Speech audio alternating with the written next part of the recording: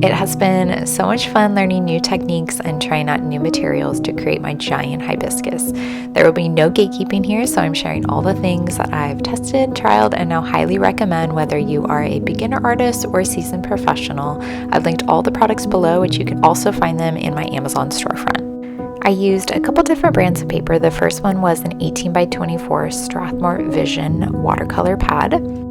I wanted to go a little bit bigger, so I also got 10 sheets of the brand Kiston. This one was 22 by 30 and 100% cotton, and cotton is a little bit better at holding its shape, and it absorbs water and pigment a little bit more evenly, and it's just great for layering, and also the colors sit on top of the surface instead of soaking in too deeply, making them a little bit more saturated and bright.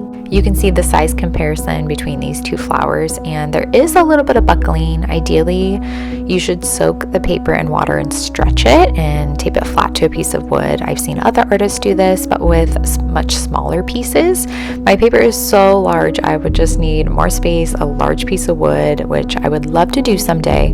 For now, the buckling doesn't affect the ability to make prints from these and the overall look of the painting. These are the palettes that I use. I like to have a flat surface like this clear one so I can easily mix the colors.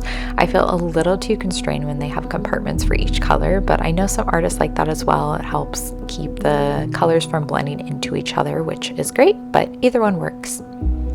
I only use tubes of watercolors. I have never been a fan of the trays. I love Winsor & Newton. I love Aqua Fine, Daniel Smith Extra Fine watercolors. These are a little bit more expensive. I also love Grumbacher. Most of these brands have different levels and more affordable grades. Basically, the more expensive paints are, the higher concentration of pure high quality pigment are in them, which makes the colors more vibrant. Now for brushes, I will occasionally use an Aqua Elite Princeton brush for small details, but my go-to for every single one of my paintings has been the size 2 round brush by Polina Bright. Now I am an ambassador for her brushes, but I recommended them long before she reached out. They are a game changer and they allow large wet on wet washes while also controlled details in my petals. I also love that they are cruelty free, meaning that they are not from killed squirrels' tails and instead they are made from a synthetic fiber. They are an investment, but I am growing my collection little by little, and because of their quality and versatility, you could easily just start with one and then go from there. Last, we have the masking fluid, which is not necessary, but it is helpful. I use it for the center of my flowers. It protects the white of the paper, allowing you to paint freely without having to navigate around the delicate areas or the highlights. It is applied with the paintbrush, and once dried, you can paint over it and then peel it off to reveal the white of the paper. I really love it for the highlights and applying lighter colors like yellow, which would definitely not be as bright and vibrant when applied on top of a red or a pink or just a darker color in general.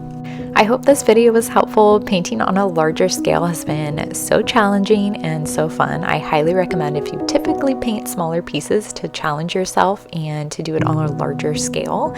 Let me know if you have any questions, and make sure to subscribe and follow my Instagram at Creating with Coco. These flowers, you'll find prints of them on my website at www.creatingwithcoco.com.